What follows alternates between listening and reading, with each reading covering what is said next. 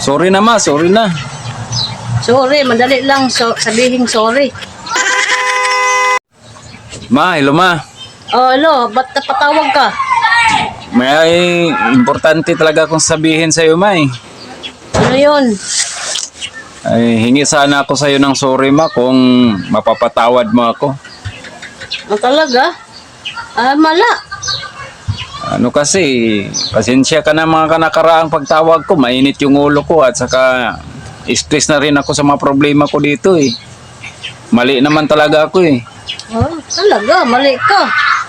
Tapos, grabe ka makasagot sa akin. Sorry na ma, sorry na. Sorry, madali lang sabihin sorry. Pero yung ginagawa mo, hindi ko pa nakalimutan.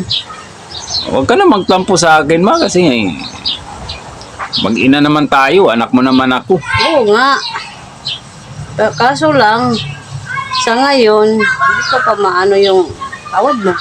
Grabe ka naman. Anong parang wala kang puso. Patunayan mo muna sa akin. Oo nga, talagang nagsisisi na ako. Tatawag ba ako sa iyo kung ano, nilulunok ko na lang yung pride ko. Tumatawag ka nga kasi may kailangan ka. Oo nga, hingi ako sa iyo ng ano, patawad.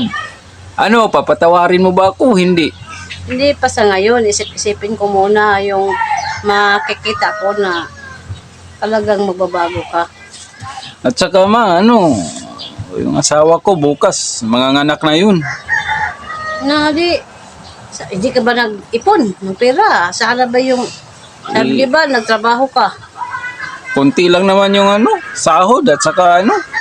Minsan nakaka-absent din ako. Sinasamahan ko yung asawa ko sa ano, pagka-check up. Nako, wala pa akong pera ngayon.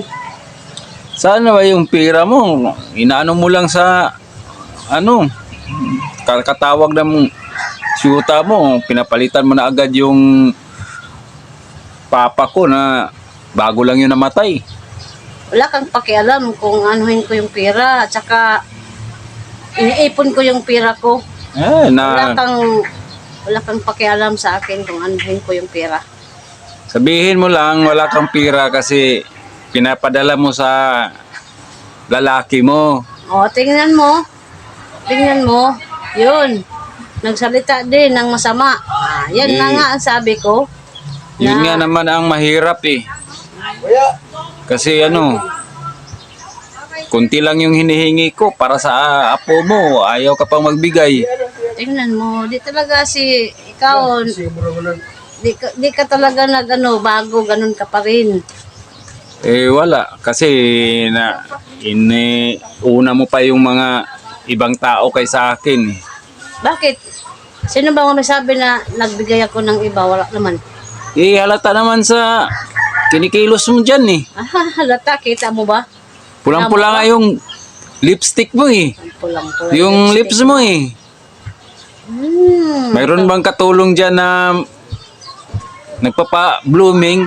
Nag-ano ka talaga ng ano, lalaki. Tumatawag ka pa. Sa wala ka, buhayin mo yung anak mo. Huwag kang magano sa akin. Di ba sabi mo, kaya mo, hindi mo ko kailangan. Tapos ngayon, tatawag-tawag ka.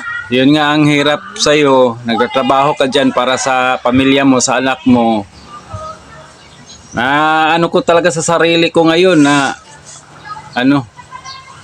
sariling kaligayahan mo lang yung inatupag mo ngayon. Tingnan mo yung salita mo.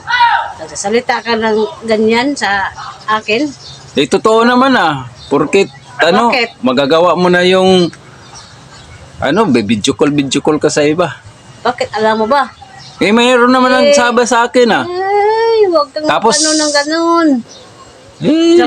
Trabaho kami dito. Tapos, hindi kami makalabas. Hindi makalabas.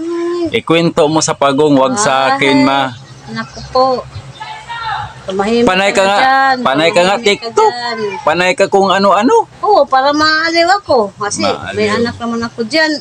Walang pakialam. Tumawag lang pag may kailangan. Sige. Kung ganun, anak, di. Swail. Patayin mo na. Okay, bye-bye. Sige, yun naman ang Bahala kaligayahan mo. Doon ka na tumawag sa, doon ka bantay, masaya sa O, mas syuta mabuti mo. pa. Mas mabuti pa doon sa iba kasi kung anak ko, tumawag lang pag may Hihingi na nga kailangan. ako ng tawad, ayaw mo pang tanggapin. Oo, Wala talaga, ikaw talaga yung mali. Kasi, Humingi ka ng tawad pero sa ano lang hindi sa puso. anong Kung puso? may kailangan ka. Anong puso? Wala ka talaga Ay, eh. nako. Wala. Ilang bisis ba ako hihingi sa'yo ng tawad? Hingi ka ng tawad pero tingnan mo, magsalita, ang sakit pa naman. Wala na, patayin mo Wala. na. Okay, Kasi kahit bye-bye. anong gagawin ko, Wala. wala pa rin mangyayari. Nako, Kumbaba na nga ako, patayin mo na. Wala kang ano rin, pinta nga. Babay na rin. Parang mga masama. Talaga. Hindi naman totoo.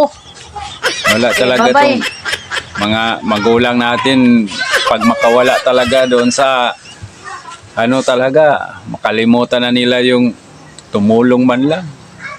Uunahin pa talaga nila yung sariling kaligayahan nila. Abroad pa more.